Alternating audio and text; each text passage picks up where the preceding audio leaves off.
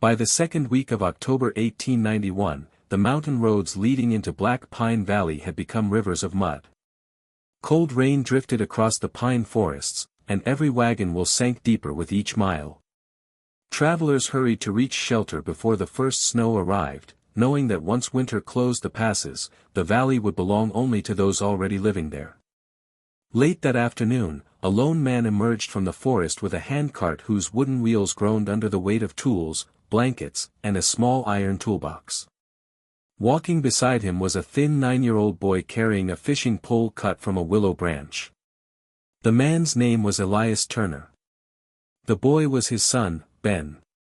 For nearly 5 months they had wandered from town to town after the spring flood along the Jefferson River destroyed everything they had owned. Their small workshop had disappeared beneath muddy water. Their home had collapsed before sunrise. Worse still, Elias had lost his wife, Sarah, when she returned inside the house searching for family keepsakes. Since then, every road had become another attempt to begin again. Ben no longer asked where they were going. He had learned that adults often spoke about tomorrow while surviving only one day at a time. Ahead, the trees opened into a broad valley surrounded by dark mountains. Cattle grazed on fading autumn grass, while smoke rose from a large ranch house standing beside a swift river. A weathered wooden sign read, "Whitmore Crossing Ranch." Elias stopped pulling the cart. His tired eyes settled not on the house, but on the bridge spanning the river. It was nearly 60 feet long, built from heavy pine beams years earlier. The deck looked solid enough. Fresh wagon tracks crossed it every day. Yet something bothered him. The western support leaned ever so slightly downstream. Not enough for anyone else to notice. Enough for a bridge builder to lose sleep. Ben followed his father's gaze. "Is something wrong, Elias?" Near the barn, Clara Whitmore was repairing a broken wagon harness. At 37, she had spent nearly half her life managing Whitmore Crossing after losing her husband, Daniel, to pneumonia 4 winters earlier. Her sleeves were rolled to her elbows. Her hands carried more scars than jewelry. Nothing about her suggested someone waiting for rescue. When she noticed the stranger and the child approaching, she wiped her hands on a leather apron before speaking. "What are you looking for?" Elias removed his hat. "Work." "What kind?" "I build barns." She waited. "I repair mills." Still waiting. "I build bridges." Her expression remained unchanged. Finally he added, "I'll do whatever needs doing." Clara looked toward Ben. The boy stood quietly beside the cart, trying not to appear hungry. "When did you last eat?" Ben looked at his father before answering. "This morning." The hesitation said otherwise. Without another question, Clara nodded toward the ranch house. "The kitchen comes first. We'll discuss work after supper." The smell of fresh stew filled the room before either traveler crossed the doorway. Warm bread rested beside a pot of beans. Ben stared at the table as though afraid it might disappear. Elias noticed. He had seen that same expression too many times. While Clara poured hot coffee into 2 tin cups, her elderly cook, Martha Green, quietly placed another slice of bread beside Ben's bowl. The boy whispered, "Thank you." Then began eating slowly. Not because he wasn't hungry. Because he wanted the meal to last. Across the table, Clara watched without asking unnecessary questions. Only after everyone had finished eating did she finally speak. "Who taught you bridge building?" "My father." "Were you formally trained?" "No." "So why should I trust your work?" Elias looked out the kitchen window toward the river. "You shouldn't." Silence settled over the room. "You should trust what survives after I'm finished." Before sunrise the next morning, Elias left the house carrying nothing but a measuring rope, a notebook, and an old carpenter's level. He did not touch the bridge. He simply watched. He measured how quickly floating branches passed beneath the supports. He studied the current. He knelt beside each stone foundation. He placed one hand against a timber post and closed his eyes. The wood vibrated almost too softly to hear. But it was there. Someone behind him cleared their throat. Clara had followed without making a sound. "You've been standing here nearly 2 hours. I'm listening." "To what?" "The river." She folded her arms. "And what is it saying?" Elias pointed toward the western pier. "The current changed sometime years ago. It isn't striking the bridge head-on anymore. It's cutting underneath." Clara frowned. "The bridge has stood for 18 years. It may stand another 18. He paused. "Or another 18 days. Word traveled quickly through Black Pine Valley. By afternoon nearly everyone knew a wandering carpenter had declared Whitmore Crossing's bridge unsafe. Not everyone appreciated the news. Near sunset, a rider approached wearing an expensive wool coat despite the muddy roads. Gideon Cross, owner of the largest cattle operation in the valley. He stopped his horse in the middle of the bridge before climbing down. "So?" He smiled thinly. "You're the famous bridge expert." Elias remained calm. "I'm only a carpenter. I hear you're predicting disasters already." "I said the foundation should be inspected." Gideon struck one heavy boot against the bridge deck. The timbers barely moved. "Looks strong enough to me." Several ranch hands laughed quietly. Gideon turned toward Clara. "Careful.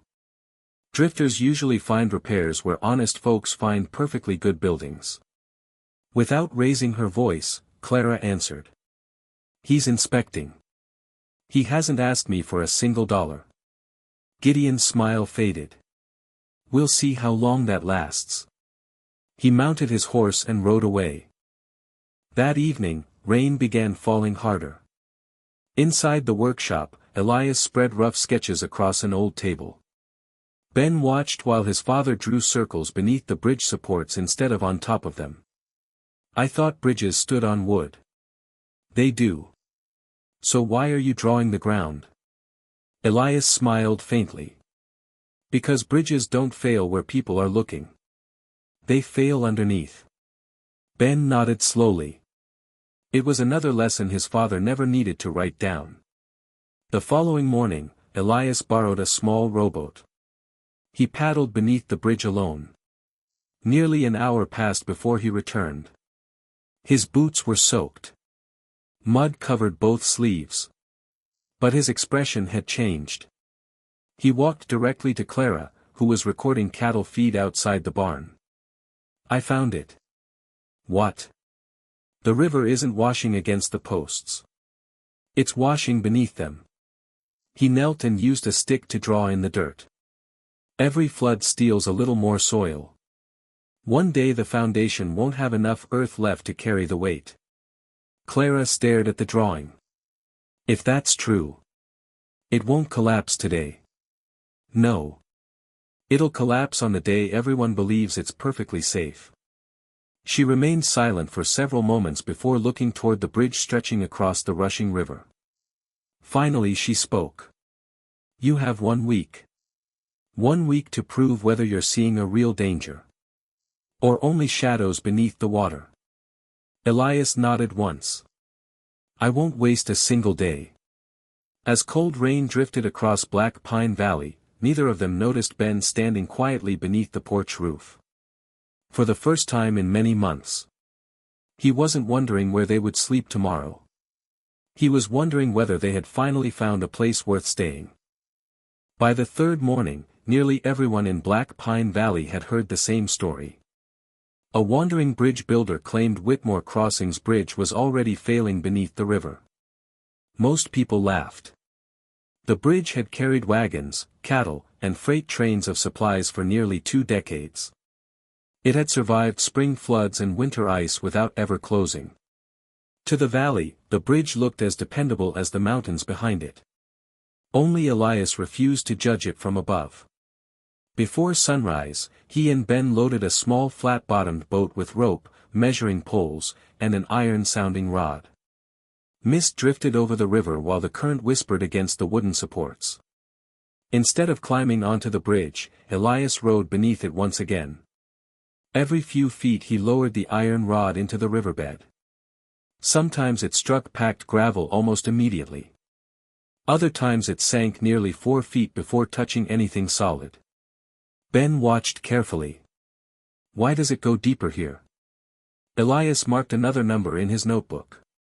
Because the river is stealing the ground. He pointed beneath the western pier.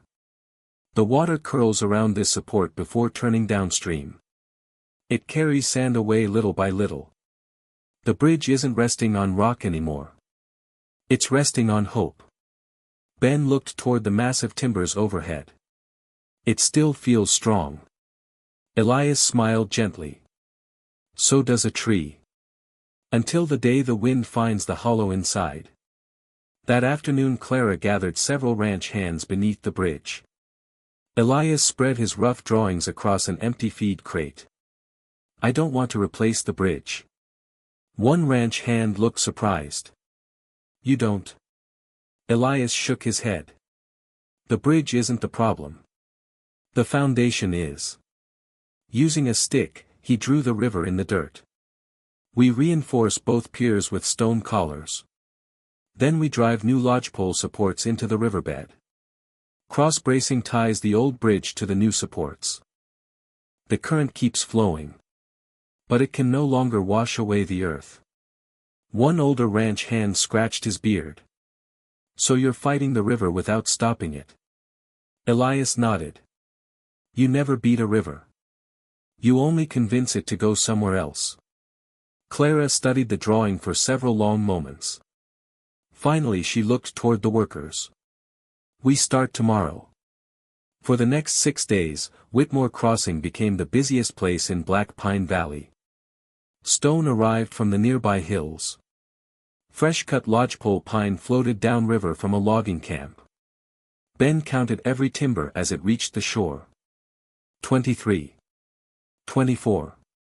25. Each evening he carefully wrote the totals into Elias's notebook. For the first time since losing their home. The boy smiled more than he worried. Clara noticed. She said nothing. Some changes deserved silence more than praise. Not everyone admired the work. Late one afternoon Gideon Cross rode onto the riverbank with 3 ranchers following behind him. He watched workers lowering heavy stones into the water. Then he laughed. Building a castle underwater? Nobody answered. Gideon looked directly at Clara. Do you know how much money you've buried in that river already? She calmly continued measuring lumber. What concerns me is how much money I'd lose if the bridge falls. Gideon stepped closer. I've crossed this bridge for 15 years. It hasn't moved an inch. Elias finally spoke. Neither has the mountain. But both are changing. Gideon shook his head. You've got everyone digging holes because of something nobody can even see. Elias answered quietly. The worst failures usually begin where nobody is looking. Without another word Gideon turned his horse around. As he rode away he called back over his shoulder. When this foolish project fails, don't expect anyone in this valley to forget it. 2 days later another visitor arrived. Sheriff Thomas Hale. Unlike most men, he came without an opinion. Only questions.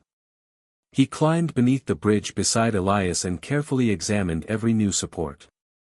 You've added stone around the pier. Why? To reduce erosion.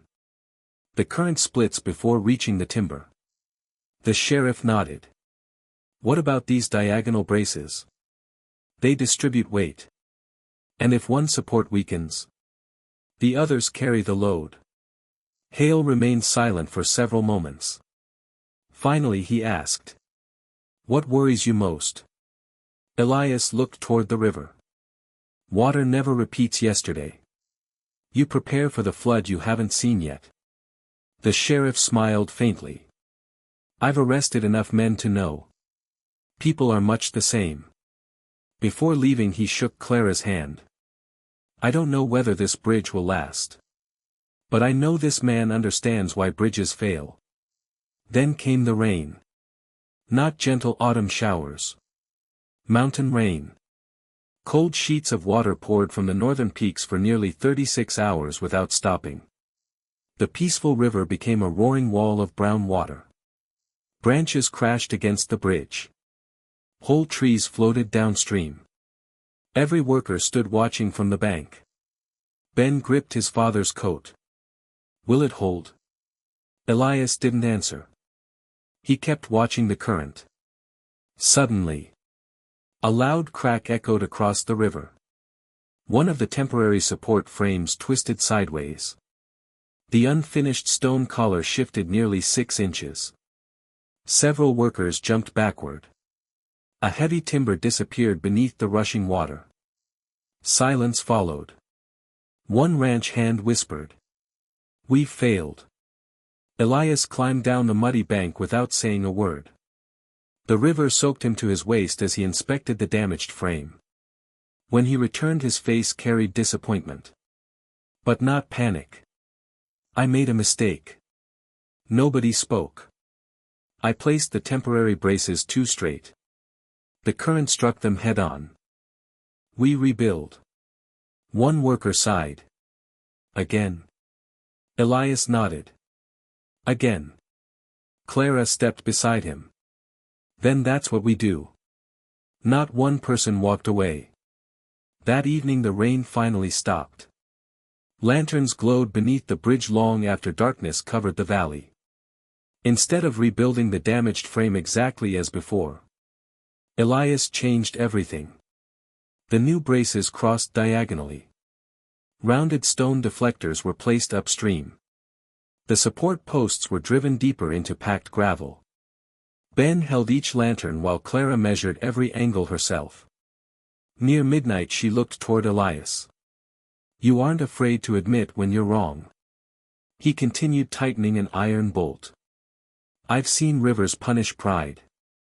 They're much kinder to honesty. Clara smiled. My husband used to say something similar. What was that? The strongest building isn't the one that never needs repairs. It's the one whose owner never stops repairing it. For the first time since arriving at Whitmore Crossing, Elias laughed quietly. I think we would have gotten along. I think you would have. 3 days later the final timber slid into place. The reinforced stone collar surrounded both bridge foundations. Fresh cross-bracing stretched beneath the deck. The new supports disappeared into the riverbed like the roots of an old pine tree. From above, the bridge looked almost unchanged. Only those who had built it knew how different it had become. As the last wagon crossed safely before sunset, Ben watched from the riverbank. It doesn't even look new. Elias rested one hand on his son's shoulder. The best repairs rarely do. They simply give old things the chance to keep carrying people home. High above them, dark clouds gathered once more over the distant mountains. No one at Whitmore Crossing realized that the greatest test of the bridge was already on its way. 3 days after the bridge repairs were completed, the mountains disappeared behind a wall of black clouds. Old ranchers stopped talking when they looked toward the northern peaks. The air felt strangely warm for late October. Birds flew low across the valley before vanishing into the forest. Even the horses refused to drink from the river. Sheriff Thomas Hale arrived just before sunset carrying a folded weather bulletin from the territorial office. He handed it to Clara without a word. She unfolded the paper. Heavy rainfall in the northern mountains. Flash flooding expected throughout Black Pine Valley. All unnecessary travel should stop immediately. Elias looked toward the river. It isn't today's rain that worries me. Clara understood. The mountains. He nodded. The water falling up there reaches us tomorrow. By sunrise, Whitmore Crossing had become a place of preparation rather than conversation. Every wagon was moved away from the riverbank. Food was carried to the highest barn. Ropes were tied along both sides of the bridge. Lanterns were hung every 20 feet. Ben carefully painted bright white marks on the handrails so travelers could still see them in heavy rain. Sheriff Hale stationed 2 deputies at each end of the bridge. If anyone tries crossing after dark, they cross with us. No one argued. The rain arrived before noon. At first it was steady. Then relentless. The quiet river transformed into a roaring brown current filled with broken trees, fence posts, and entire sections of driftwood. Every hour Elias measured the distance between the water and the underside of the bridge. The river climbed higher. 1 foot. Then 2. Then 4. Clara stood beside him. Can it survive this? Elias answered honestly. I don't know. But I know it stands a better chance today than it did last week. Late that afternoon shouting echoed from the eastern road. A freight wagon had become trapped where floodwater covered the trail. 2 horses struggled against the current while a family clung desperately to the wagon bed. Without hesitation, Sheriff Hale grabbed a rescue rope. Before he could move, Elias stopped him. The current is too strong. If one man goes, we lose 2. He tied the rescue rope around his own waist. Ben stared at his father. You promised. Elias knelt beside him. I promised I'd always come back. And I still intend to. Clara tightened the rope herself. Neither of them spoke. They didn't need to. Step by careful step, Elias crossed the bridge through driving rain. Water sprayed over the deck. The bridge trembled beneath every crashing log. Halfway across, a massive pine trunk slammed against the upstream stone collar. Everyone held their breath. Instead of striking the wooden supports, the rounded stone deflected the log away. It rolled harmlessly downstream. Sheriff Hale looked toward Clara. He planned for that. She nodded silently. Reaching the stranded wagon, Elias secured the rescue line. One by one the frightened family crossed toward safety. First the little girl. Then her mother. Finally the injured driver. The horses were cut free and swam toward the bank. As the last man reached solid ground, thunder echoed through the valley. A deafening crack followed. Everyone turned toward the northern road. In the distance, Gideon Cross's old bridge collapsed into the raging river.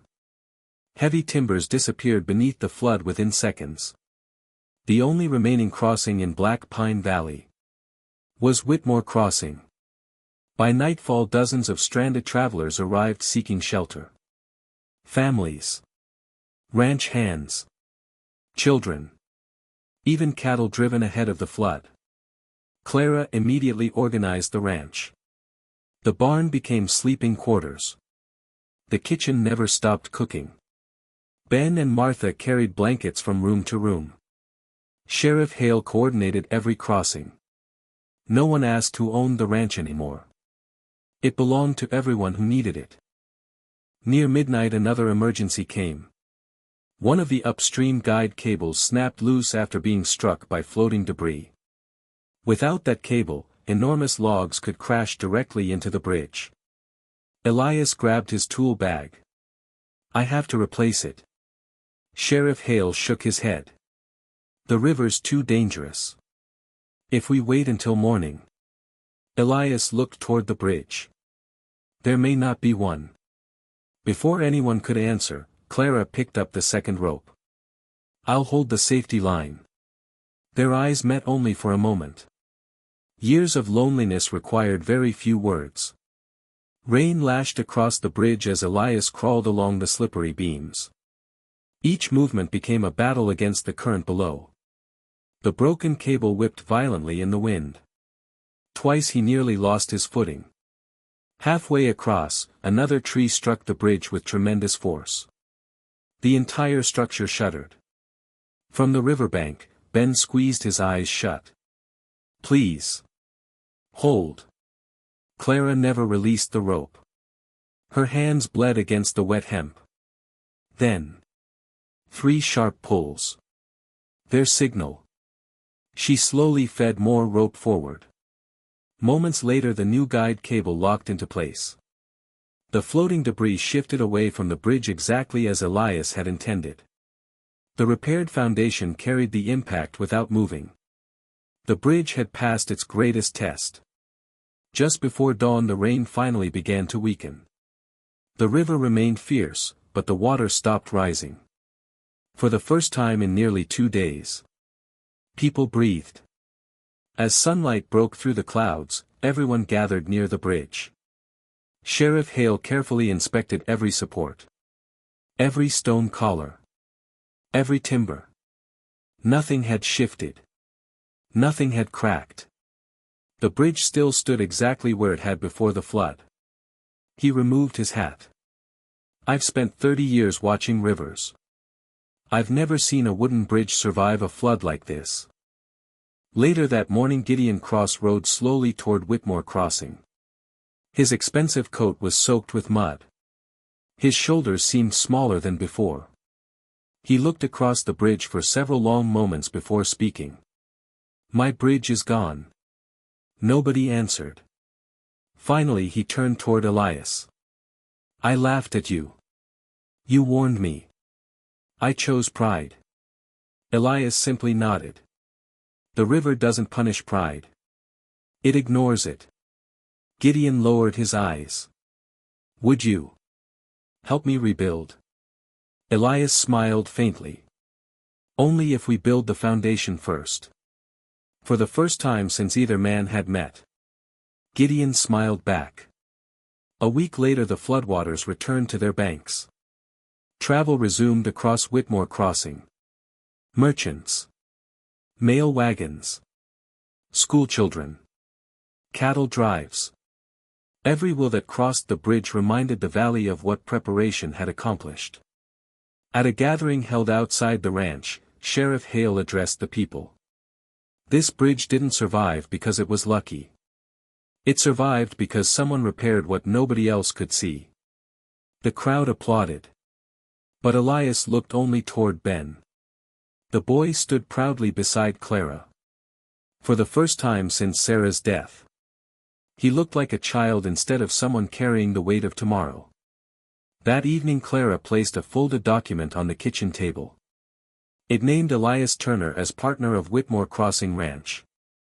It guaranteed that Ben would always have a home there. Elias looked at the paper before raising his eyes. "I came here looking for work." Clara smiled gently. "And instead, you built something worth staying for." Months later, when spring covered Black Pine Valley with green grass once again, the repaired bridge carried its first school wagon safely across the river. Ben ran ahead, laughing as Clara followed behind him. Elias paused in the middle of the bridge and rested one hand against the weathered timber. Strong bridges were never built from wood alone. They were built from trust, patience, and people willing to repair what others ignored. The river continued flowing beneath Whitmore Crossing, just as it always had. But now the valley understood a truth that would be remembered long after every flood had passed. It is not the storm that decides what survives. It is the work completed before the storm ever begins.